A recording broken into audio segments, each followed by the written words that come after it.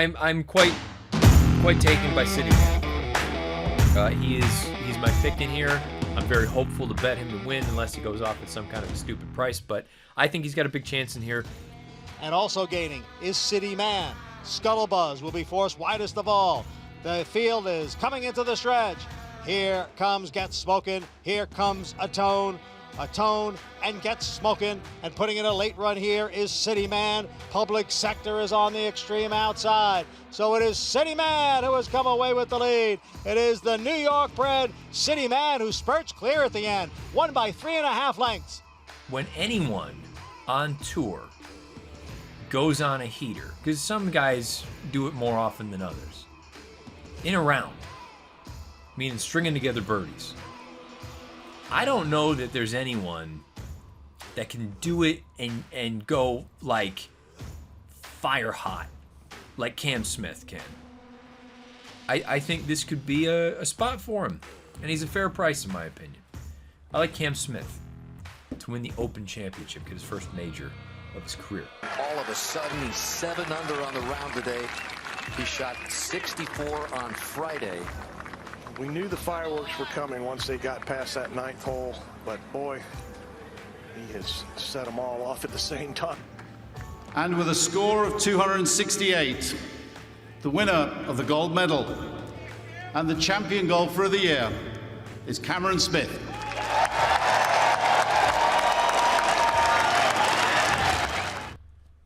You had to know there'd be a little bit of peacocking on this week's show. Welcome into the Matt Bernier Show, part of the In the Money Media Network. My name is Matt Bernier. You can follow me on Twitter at Bernier_Matt. Today is Monday, July the 18th, 2022. It's episode 123 of the pod.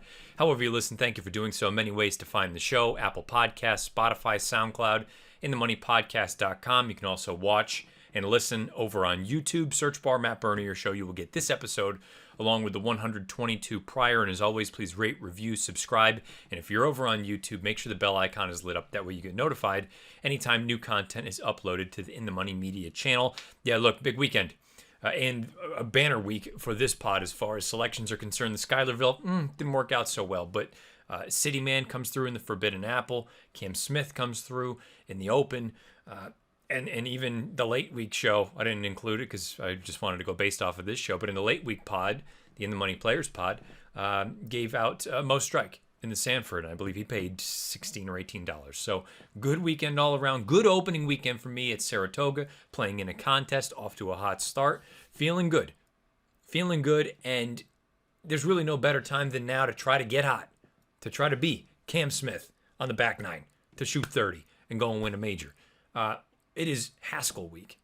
So looking forward to it.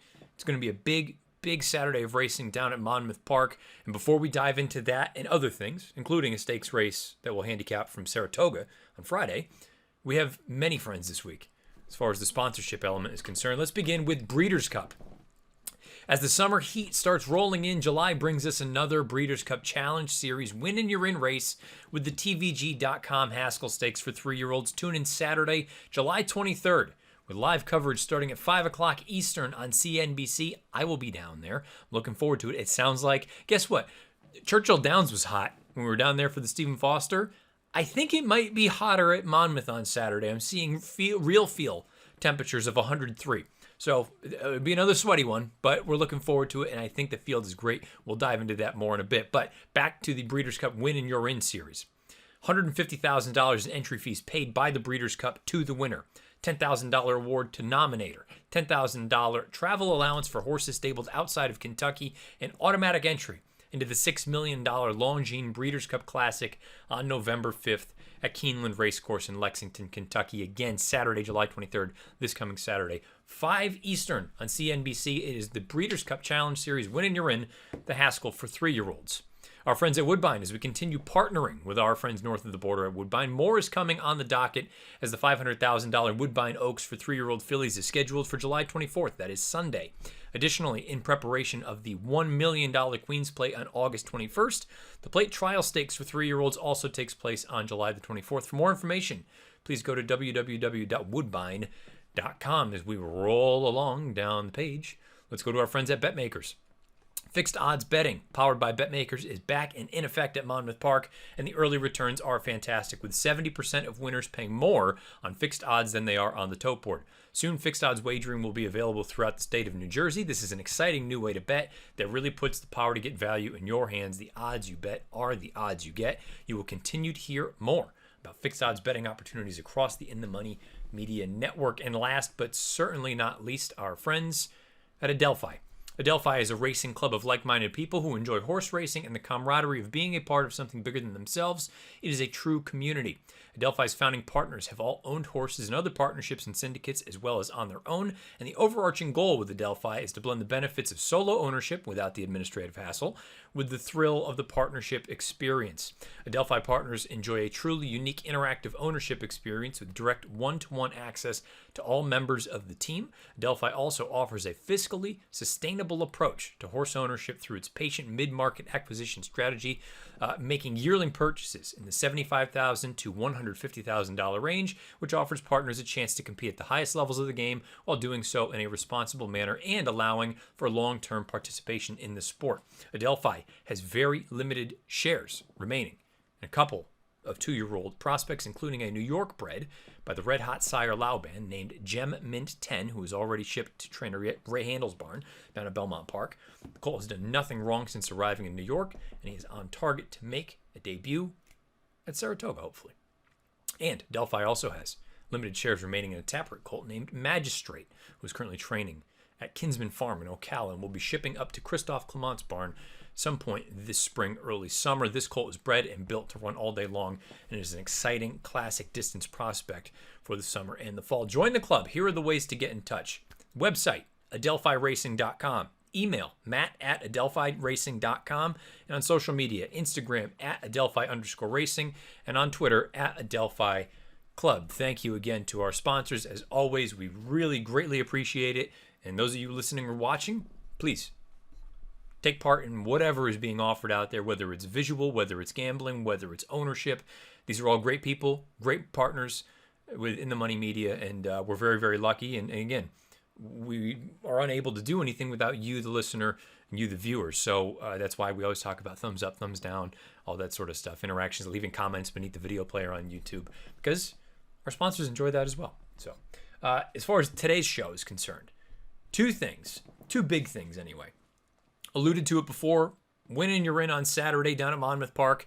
It's the Haskell Stakes. I think it's a great, great field. We're going to have some returners. We're going to have some horses we've seen, some we haven't seen in a little while, some doing things for the first time. We have a return of a trainer. I mean, there's a lot of things going on, and we're going to dive into an early look anyway at the field of probables. I've gone through, as I've done in the past, clipped out each horse's individual PPs. I'll throw them up on the screen if you're watching or listening. I'll just do my best to try to verbalize everything. Go through them, point out some pros, some cons, maybe the complexion of the race, how things could look, and how these horses could fare at 1 1/8 for those that have not tried it. And obviously we're speaking specifically of one, who will be the favorite, I would assume. But we'll talk about that a little bit more in time. And because so many people enjoyed it last week, and hey, look, we had a little bit of success with it as well, we're going to handicap a stakes race from Saratoga. And I know there are stakes on Wednesday and Thursday, but Friday is a graded stakes race, the Lake George for 3-year-old fillies. We're going to dive into that one. Again, I've marked up my PPs. I've got trip notes in there. We'll throw those up. And last week, there wasn't a ton as far as folks leaving their suggestions as far as plays are concerned. I would encourage everybody, get involved beneath the video player on YouTube. Let me know who you like in both of these races that I'm going to talk about here. As far as recaps are concerned, I know some folks have brought that up, that they enjoy hearing thoughts about some of the performances. I mean, look, this past weekend, I was more or less locked into golf. Yes, I was paying attention to Saratoga, but most of my time was devoted to that. And, you know, the performances we saw, I thought in Italian, I don't really know where it came from. She's always been a good horse, but I didn't think that was going to come. Rougier, who I liked, I made a case for her in the Diana. I have a funny feeling, and Chad had even mentioned it in some story over on DRF, it must have been with Dave Grenning, about the idea that perhaps the turf at Belmont in the New York was too firm for her liking. The turf at Saratoga sure as hell seems firm. I wonder if she's going to be a filly that is going to really look dirtied up. But for what they paid for her, and the likelihood of getting some softer turf in the fall, specifically possibly Lexington, Kentucky in November, just throwing it out there, I still think there's a chance that she can get back to it. But point blank, right now, she's just not among Chad's best. And it did make me think a little bit. I'm going off on a tangent here, but typically when Chad Brown has a boss in his barn, fillies or the boys, that one is the one, and nobody beats them. Whether it's bricks and mortar, whether it's Lady Eli, whether it's Rushing Fall. I mean, he's had a million of them. So when they're taking turns, the fillies specifically, the fillies and mares, when they keep taking turns beating one another, perhaps with the exception of Regal Glory, maybe I just answered my own question. Maybe she is actually the boss. But the fillies and mares that we saw in the Diana, they've sort of taken turns beating one another, and it makes me wonder.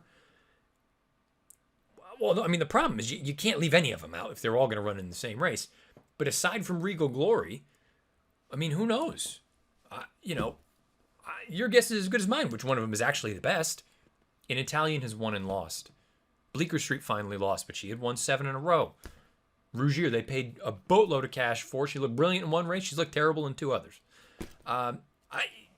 Technical analysis, I don't know. Fine, I guess. Maybe it is Regal Glory.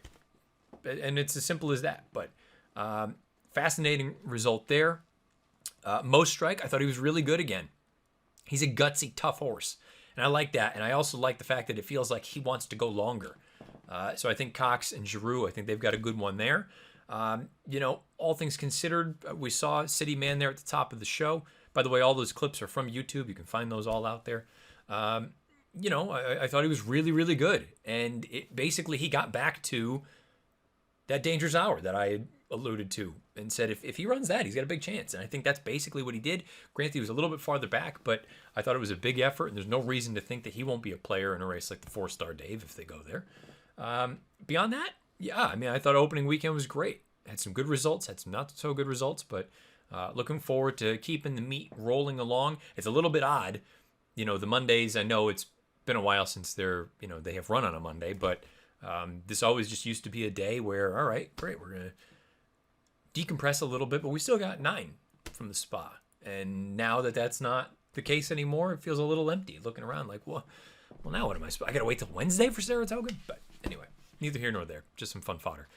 Let's talk about racing coming up in the future. We're going to start with the Haskell, and then we'll transition into the Friday race. So Saturday first, Friday second, I get it.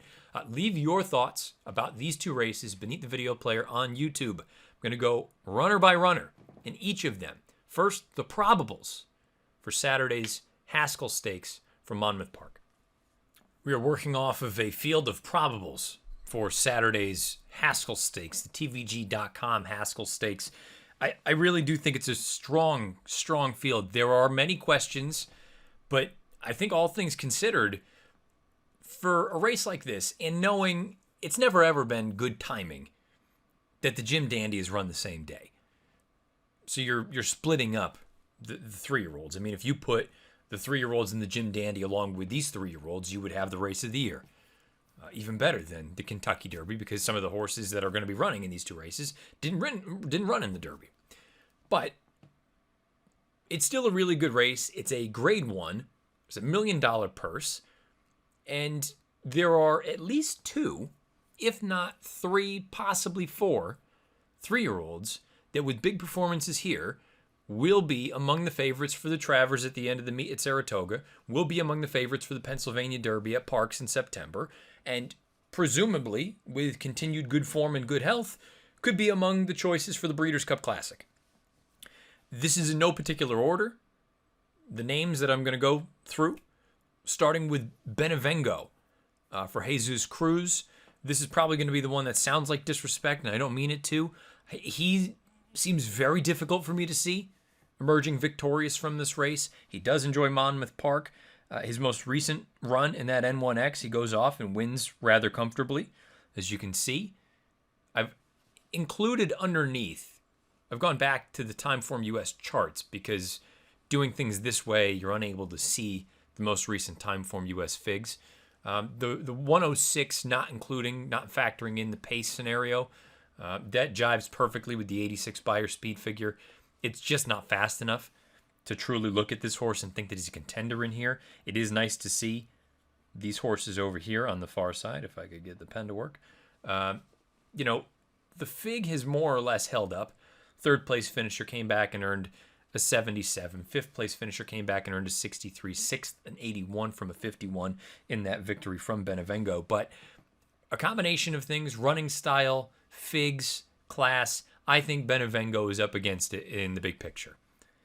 Cyberknife, a horse that I've never loved, but I will tell you, more and more intrigued with him.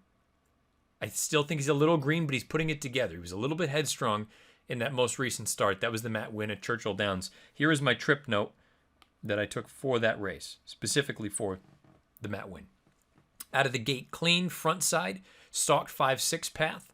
First turn, stalked 4-5 path. Backstretch, he was under a hard hole from Florent Giroux. 2-3 paths out, stalked in the clear, looking good. Loomed on the far turn.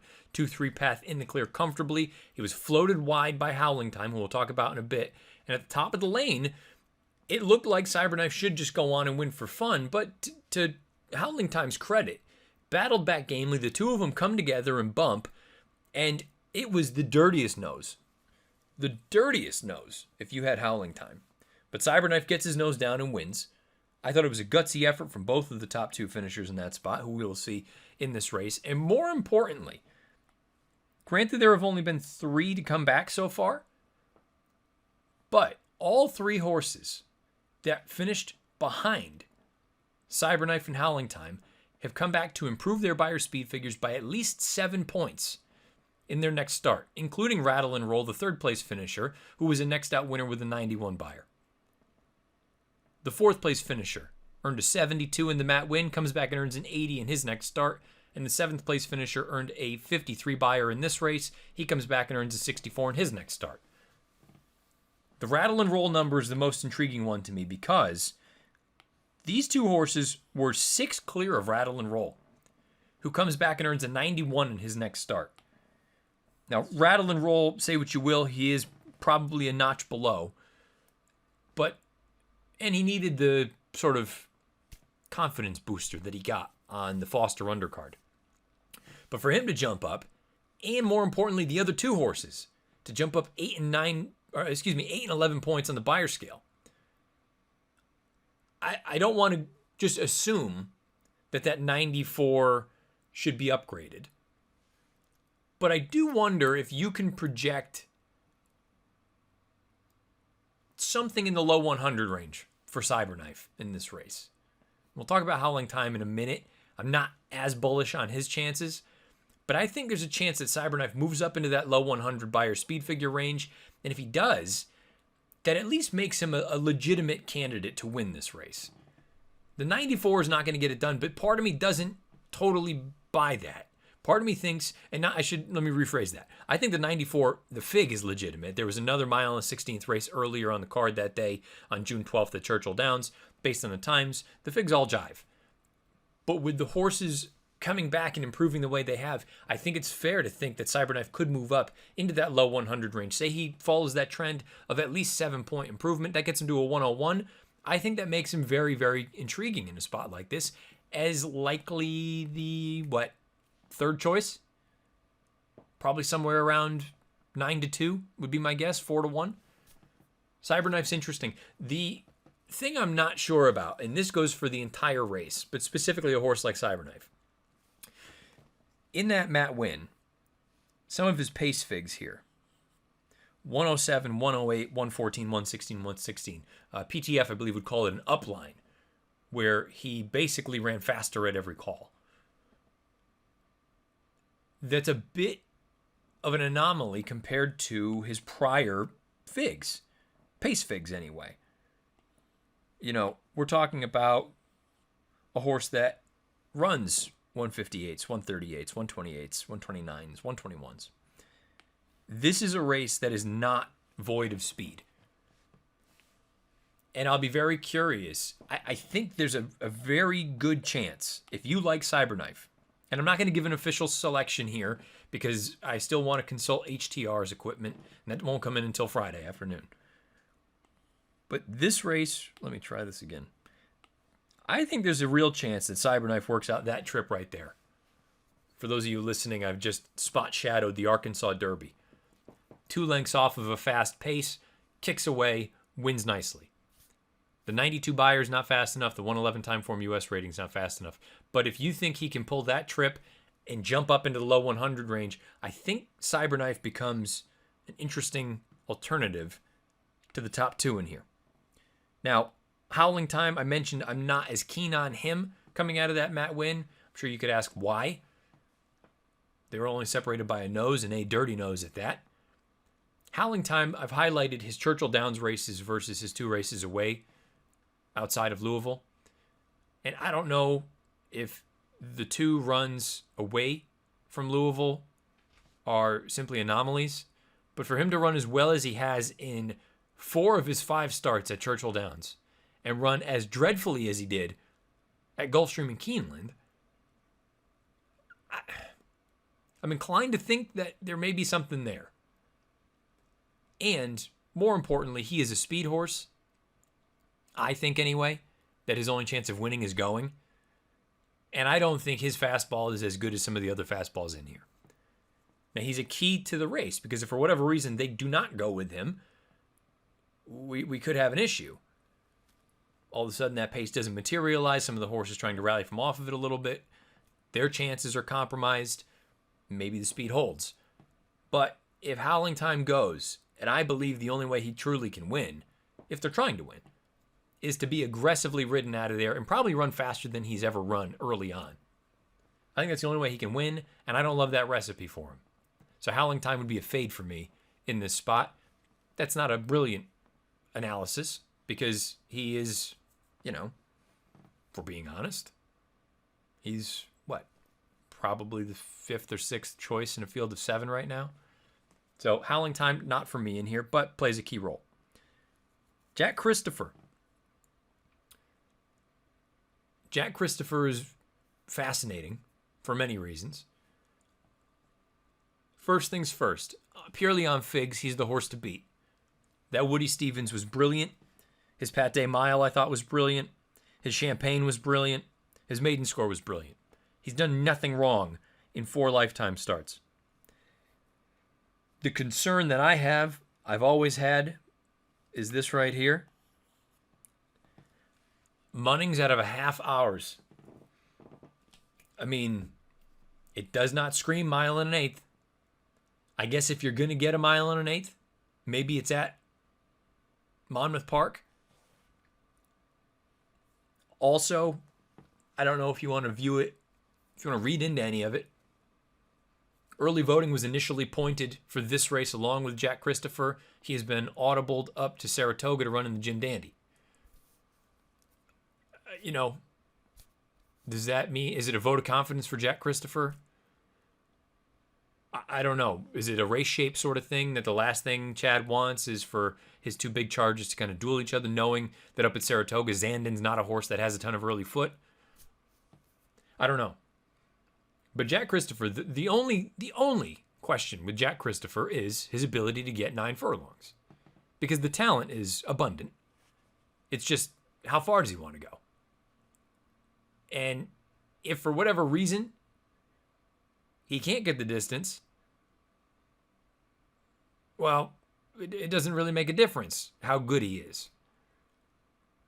So for me, with Jack Christopher, I'm trying to think of the right way of putting this. It's not to say that the only way that you can or can't like him is, do you think he can get 9 or not? Because there are other good horses in this race. But I do think, based on his running style, where he figures to be forward, he doesn't have to have the lead, though. If you think Howling Time goes, if you think at least one other horse goes as far as speed is concerned, although, you take a look at some of the other runners in here, I don't know. I mean, we'll get to We the People in a minute, but Jack Christopher could be controlling speed if they really wanted it. He's still an unknown for me. It's still a tough call, just simply because he's going to be a short price. He'll be the favorite. We'll get to Taba in a second. I can't imagine Taba will be the favorite. We the People won't be the favorite. despite being the favorite or one of the choices in the Belmont. And Cyberknife won't be the favorite. It's Jack Christopher or Taiba, and I really think it's Jack Christopher. Never been higher than 8-5 in his career. Boy, short number to take on a horse that there's no guarantee that he can go 2 turns. But I will say, he has that wow factor when you watch him run. He's got it. We've seen other horses that have that wow factor that, based on breeding, shouldn't go a step past 6. And they can go 10 furlongs. Maybe Jack Christopher fits into that group as well. I have nothing brilliant really to add about him. If he can get the distance, he is a likely winner of this race. A horse I have no concern about the distance with is Taiba. Now, I picked Taiba in the Kentucky Derby purely on the idea that I thought he was the fastest horse going into it on Figs. Yeah, he was inexperienced, but I didn't care. I said, look, if that's the thing that gets him beat, that gets him beat.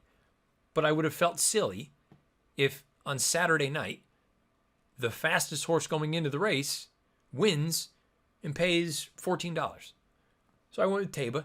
He didn't get it done. Did he run poorly? Yeah. I mean, he wasn't particularly good. I didn't like the no lead change piece, but boy, he went very, very fast in a stampede of other horses. And he was in Yachteen's barn. And despite what these PPs say right here, that ain't the case anymore. He is back with Baffert. And that is no small piece, I think. Bob Baffert has a tremendous record at Monmouth Park. And considering this is really going to be his first big appearance outside of California after the suspension, this horse is not shipping there if he is not sitting on tilt, ready to go and run a hole in the wind. Now, I watched his most recent workout and I thought it was dreadful. Granted, he's never been a good workhorse.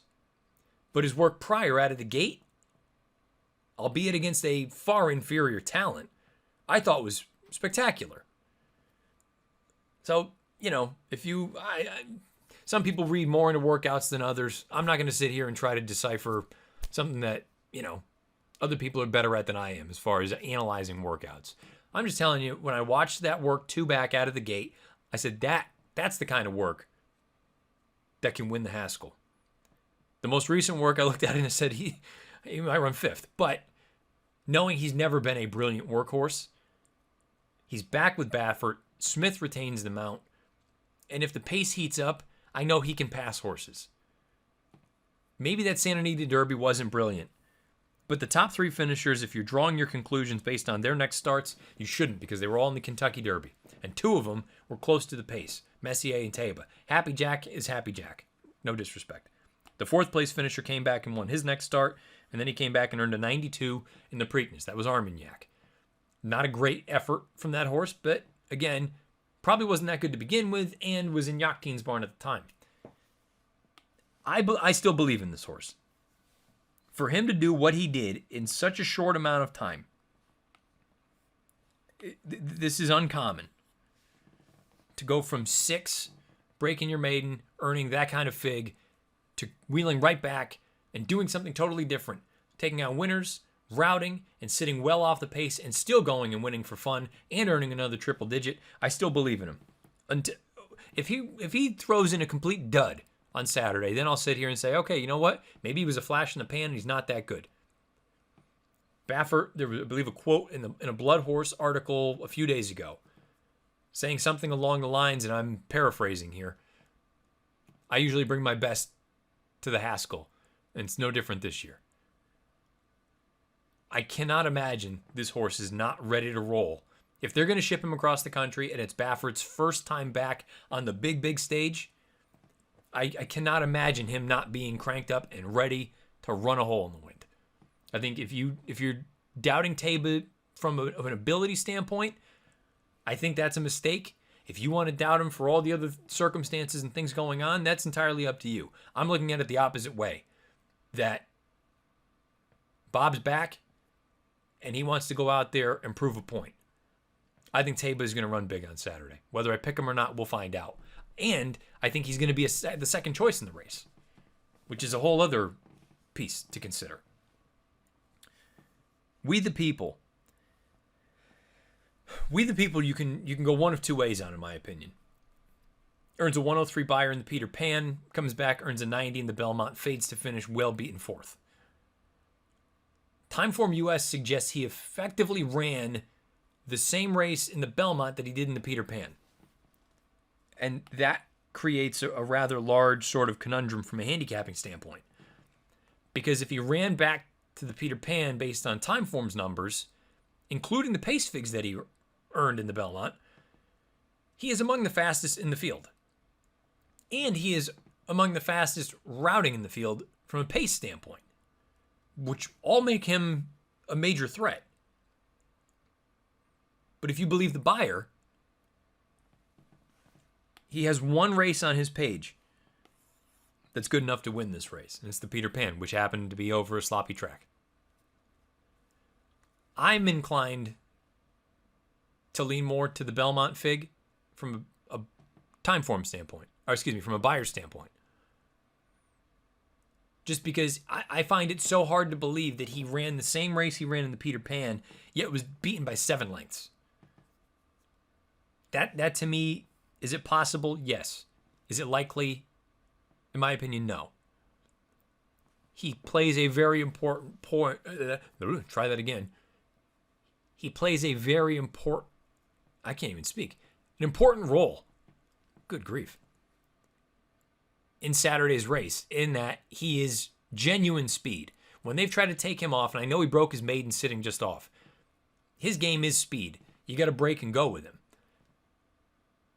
Regardless of what you think about his final figs and his ability, the fact that he is going to be forward, along with Howling Time, possibly with Jack Christopher, that just adds to the pace scenario of the race. Now, I pulled these probables from Horse Racing Nation. We the People was listed as possible. Everyone else was listed as probable. I don't know what the sort of wait and see is going to be for this horse. But if he goes, the one thing you can, I would say, guarantee is that the pace is going to be honest. If he doesn't go, then it gets very muddy real quick. But We the People, he's not my cup of tea. I need him to prove that he is this good against this caliber of company without having the benefit of a soft pace on a wet track. And last but not least is White Abarrio. Now, I've never been the biggest fan of White Abarrio. I was on record saying multiple times that I thought these two Gulfstream races at the figs were way too high. Timeform US would bear that out as well. You take a look and see 109, 108 versus 96 and 97. I mean, if you side with the Timeform figs, you're looking at an 89 and an 88. Which I think is, if we're being honest, I mean, you tell me. If all of a sudden this is an 89 and this is an 88 and we block out these, doesn't that look about right? 81, 81, 80, 89, or excuse me, 88, 89, 73, 90. That looks a lot more reasonable than this, does it not? Or if you just want to say he loves Gulfstream Park, which really is not a bold statement considering he's run there 1, 2, 3, 4 times, and he has 1, 2, 3, 4 victories. So the point is, I don't know that I look at him and think he's a major player in this race. Maybe for underneath purposes. He was forward chasing a hot pace in the Ohio Derby at Thistledown last out. And based on some of his pace figs, he is the kind of horse that can be pretty close. So he could be another one that's up in that vanguard, cutting out the fractions. And if all of a sudden this thing for a half mile is 46 and 3, Jack Christopher's feeling some pressure. He's got to go an extra furlong compared to his longest distance to date, and he's got to navigate a second turn. Howling Time, maybe he is, maybe he isn't good enough. White Abarrio's forward. The distance won't be the problem, but is he this good? Taba, if you believe the Santa Anita Derby, he's got a big chance. If you believe the Kentucky Derby, well, he's a takeout sort of reducer. Maybe that leaves you with Cyberknife, who continues to improve with racing. I just think it's a really good field. I don't have a super strong opinion one way or the other at this point right now, I am going to be curious to see what that other piece of information that I weighed on for Friday says. But I'm looking forward to this race. I think it's going to be a fantastic, fantastic Haskell. The winner, it's a win and you're in for the Breeders' Cup Classic. I think it's a very talented group. Wouldn't surprise me if any one of three big players anyway. Cyberknife, Jack Christopher, Taba. Wouldn't surprise me if any one of those three won. We the People would surprise me a little bit. White Abario would as well. And certainly the others would surprise if they were to get the job done. Still have time. Let me know what your thoughts are about the probables, the potential field for Saturday's Haskell beneath the video player on YouTube. Now, let's transition to Friday up at Saratoga. 3-year-old fillies going a mile in the Lake George. Friday's feature at the Spa, 1 mile on the inner turf. It's the Grade 3 Lake George for 3-year-old fillies. Good field. Interesting field. I think there are horses you can make cases for, maybe some more so than others, but you've got pedigrees in here. You've got fillies that have run fast but need to prove they can do it on different surfaces. From a pace standpoint, the race is a little bit murky. Really interesting race. I like a price in here. We're going to take them right in post position order, though. First things first, up at the top, as you can see, this is the Timeform US Pace Projector. I write this in to any race that I go through in handicap. No sort of blue or red bar indicating that it favors one running style versus another, but the number 1, Republique, is expected to be out on the lead for Saffie Joseph. He's got 2 in here. This one is by strong mandate. She is a half to Rombauer. She's a homebred for the Fradkins, and we know what Rombauer was capable of on his best day. I don't know that this filly is quite of that level, but I'm drawing a line through that Delaware Oaks in her most recent start. That was her first try on dirt. The run prior, first time routing on synthetic, thought she was good. Thought it was a nice effort. You can see my trip note, bottom right-hand side of the past performances. Hopped at the start. She was forward between horses. She stalked. She pressured the pace under a snug hold. Eventually, kicked on. Great trip. Nice effort. No complaints. She's paired up 82s. Again, excusing the Delaware Oaks. I think that means that she is sitting on a forward move. If she figures to be forward beneath John Velasquez, and let's say she moves up to a 90, yeah, she's in with a chance here to upset things, and I would imagine she's going to be a pretty fair price. The 2 is Heavenly Hellos, coming in from a stakes victory at Indianapolis, Horseshoe Indianapolis. That was middle May. Haven't seen her since. Don't love that. As you can see down here as well, as far as the workout tab is concerned, we have giant gap. Came back and worked on June 24th, and then not again until July 16th. That is a major red flag for me. The figs are light. She did rally into a slower pace. She was wide throughout. But boy, that performance is going to need to take a significant step forward, I think, for her to get the job done against this caliber of filly up at Saratoga. And the Lasix comes off. Al Kahira for Bill Mott, Jose Ortiz. The maiden score at Churchill Downs on May 4th, I didn't think was particularly strong. You take a look and see every horse that has come back to run, 2nd, 3rd, 4th, 5th, 6th, 7th, they've all regressed on the Beyer speed figure scale. That to me is a red flag. It's a concern because she wasn't overly fast to begin with. She can't afford for that 78 to be a bit on the inflated side. She needs to actually move forward to have a chance, not go backwards. Al Kahira, she's just not my cup of tea in a spot like this. She does have nice tactical speed, figures to be forwardly placed, but I just don't love her chances here. Koala Princess for Arnaud Delacour. Trevor McCarthy has the mount. Last time we saw this one, she was the favorite in the Breeders' Cup Juvenile Filly in Mare Turf. What am I saying? Breeders' Cup Juvenile Fillies Turf. They can't be mares. That's illegal. 9-2 favorite out of Del Mar last November. Haven't seen her since. Now, certainly you can look at that and say she's probably going to need one off the bench, but she won for fun in her career debut, fresh. And Delacour's numbers, I know the raw number that a lot of people are going to look at is this one down here. 180 days or greater, 45% from a 22 sample size.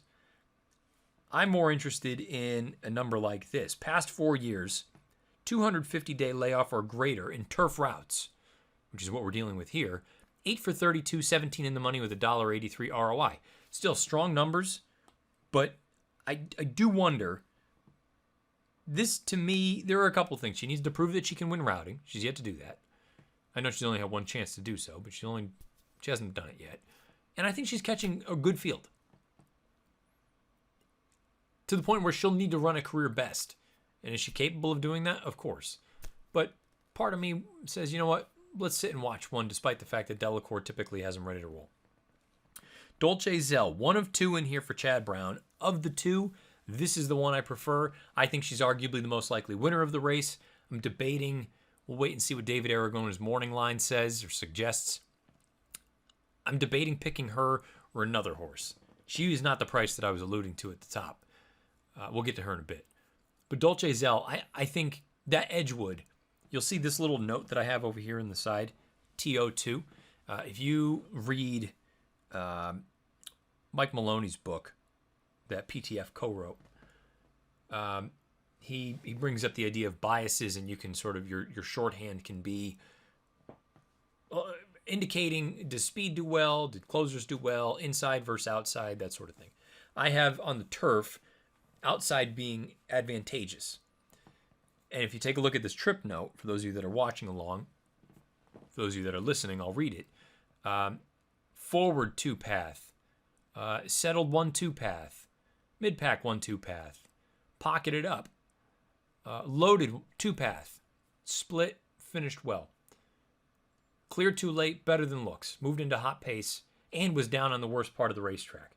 I think that Edgewood is much better than the paid would indicate.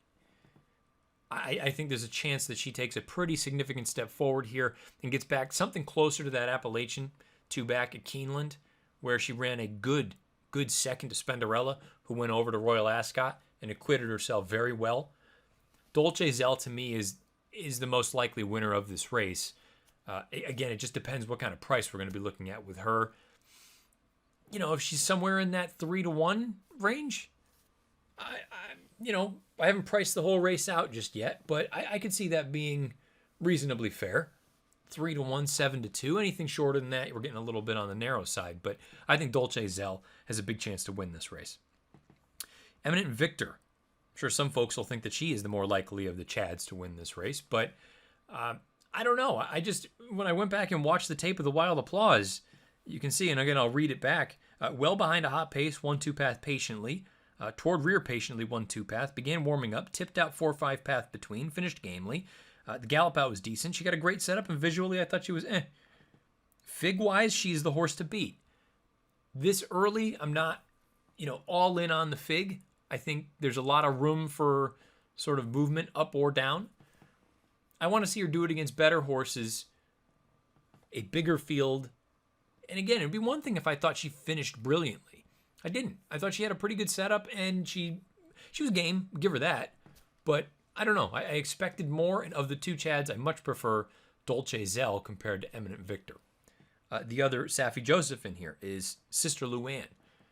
Paired up by her tops of 77. I think we'll get a forward move. The concern is it a forward move enough to warrant consideration? That Martha Washington at 1 mile and a 16th on the turf at Gulfstream, I thought she ran not odd, but I'm someone who, when I'm watching tape, I'm very interested to see how they're doing it. What do they look like? This filly had her ears pinned back from the top of the lane all the way through the wire. And when I say pinned back, I mean pinned back. And considering the way the race played out, thought she was setting relatively comfortable fractions. She was doing it pretty easily. For her to be all out like that and earn a Fig like she did, and to see what the girls behind her have come back to do. The runner-up earned a 75 in that race. She came back and earned a 74. The 5th place finisher did move up 7 points. 6th place finisher was a next out winner who moved up 9 points. But is an 82 or an 83 going to get the job done in here? It's possible. She has tactical speed. I like that. I don't know. It was a merry-go-round. I'm just a little bit leery about Sister Luann. Having said that, she should be a big price in this spot. And if you like her, you're going to get rewarded. Skims, maybe she just needs firm turf, which I'm hopeful she's going to get on Friday. Her last 2 races, from a Fig standpoint, they were both good. They left me a little bit disappointed. You look at her firm turf races, though, I think the best races she's run, down at Tampa and at Aqueduct last year as a 2-year-old. That Wonder Again, she was forward when there was little pace, and she, I thought was disappointing to finish third, not even get second. Consumer Spending, the winner, she came back and earned an 89 in her next start from the 88 she earned in the Wonder again. My Risky Affair came back and earned an 81 from the 83 she earned in the stake race. You know, I mean, if Skim comes back and earns an 83 to an 85, she's there. I just don't know. Again, I've been disappointed with the last couple efforts. Maybe it has everything to do with the turf condition. And if she gets real firm turf, maybe that's when she really struts her stuff. But Skims leaves me a little bit chilly. And last but certainly not least, the horse that I am most interested in, aside from Dolce Zell, is Spirit and Glory for Robert Falcone. Dylan Davis has the mount. First things first, we take a look at the figs. 78 Beyer doesn't look all that great. 91 not factoring in the pace from a Timeform US standpoint. Certainly doesn't look great, right? But when you factor in that the fractions in this race were dawdling, this N1X at Belmont Park, and for this filly to kick the way that she did, the pace was so slow, in fact, that the 91 Timeform US fig that she earned was upgraded to a 108 pace adjusted because there was no pace, and for her to finish the way that she did. Now, if you look at that number, that arguably makes her the best horse in the race. And she's not going to be the favorite. Will she get the pace she needs? I don't know. I mean, I don't think they're going to be walking out there. I also like this note. Robert Falcone, past 3 years, turf, winner last out, 6 for 27, 10 in the money with a 277 ROI. But when you add route to that filter, 4 for 15, 7 in the money, 393 ROI. I think she has a lot of upside. Oh, by the way, the runner-up that day came back and improved her Beyer speed figure 7 points from a 77 to an 84. The third place finisher paired up 76s. So if anything, the Beyer, there's a scenario in which the next start, let's say Spirit and Glory does what Kinesi did, improves 7 points. That 85 puts her right there. She should get more pace to run at, and maybe she kicked like a mule because there was no pace. But she absolutely blew the start. She was miles behind the field early on. But there were dawdling fractions, and I know the top three all rallied from off the pace, and maybe that's a bit of a red flag and that pace wasn't quite as slow as it seems. But boy, I just, at the top of the lane, she was last. And she finished like a freight train. I think this filly's got a big chance, Spirit and Glory. So I'm torn between the 9 Spirit and Glory and the 5 Dolce Zell. If I was playing multis, those would be the only two I would be using. From a win standpoint, I think Spirit and Glory will be a playable price. So that's where I'm going to lean primarily. Maybe I'll even try to get alive in a double to her. Same goes for Dolce Zell. Again, I kind of threw out that 3-1 range. Somewhere that feels about right for her. Of the two Chads, she's the one I prefer pretty substantially over the other one. Eminent Victory. But I'm really interested in the outside runner here. Spirit and Glory, the 9. Dolce Zell, the 5. Those are the two that I'm most intrigued with in Friday's Lake George up at Saratoga. Inner turf, 1 mile for 3-year-old fillies. Let me know your thoughts about the race, the complexion. What do you think about Koala Princess off the layoff? What do you think of Safi Joseph's runners? Am I not being kind enough to Al Kahira? Let me know beneath the video player on YouTube what your thoughts are about this race and the Haskell. And that's going to do it for this week's show. Again, thank you to those of you that listen and watch on a weekly basis. It means a great deal to me. It means a great deal to everyone at In the Money Media. I want to put out things that you, the listener and the viewer, want to hear or want to watch. If this is too much handicapping, which it doesn't seem like, it seems like a lot of people prefer this. It's nice when we get, I hate to say quality racing for Fridays and Thursdays and Wednesdays and things like that. But during the year, I can continue to do more of that if you would like. It's very easy to do so this time of year when we get graded stakes on Fridays up at Saratoga, and Del Mar will be opening up this week as well. So if people want to see more of that, I'm all ears. If you want more recaps and genuine, proper recaps, I can certainly do that. I just know between the Red Board Rewind and there are many recaps that you can find out there. I'm happy to do it, but again, I know Spencer Luganbuehl does a fantastic job with that sort of thing. If you haven't listened to the Redboard Rewind, please do so. Fantastic podcast. But again, I'm all ears. Whatever you want to hear more of, whatever you want to see more of, let me know beneath the video player on YouTube or on Twitter at Bernier_Matt. Please rate, review, subscribe, however you listen to this thing. Make sure that bell icon is lit up. As always, Thursday, Horse Player Happy Hour. Myself, PTF. PTF's going to be down in New Jersey at Monmouth. I will be from my hotel room in New Jersey because I'm supposed to land midday on Thursday, and we'll get in there and chop up some more contest action. It's going to be full card Saratoga again. So those of you that played last week, please do so again. Tell your friends, tell your family, tell anybody that's thinking about getting involved, because as always, it goes to a good cause, helping Thoroughbred Aftercare. And you get a chance, 2 chances as a matter of fact, to win a Breeders' Cup betting challenge seat if you play along with the Horse Player Happy Hour Tour over on horseplayers.com. And again, thanks to our friends at the Breeders' Cup as well. That's going to do it for me. Again, 5 o'clock Eastern, CNBC on Saturday. The Haskell Stakes should be a dandy. Please let me know what your thoughts are about that race and the feature at Saratoga on Friday beneath the video player on YouTube. I'll be back on Monday, but until then, best of luck however you play, whatever you play, and wherever you play. It's been episode 123 of the Matt Bernier Show.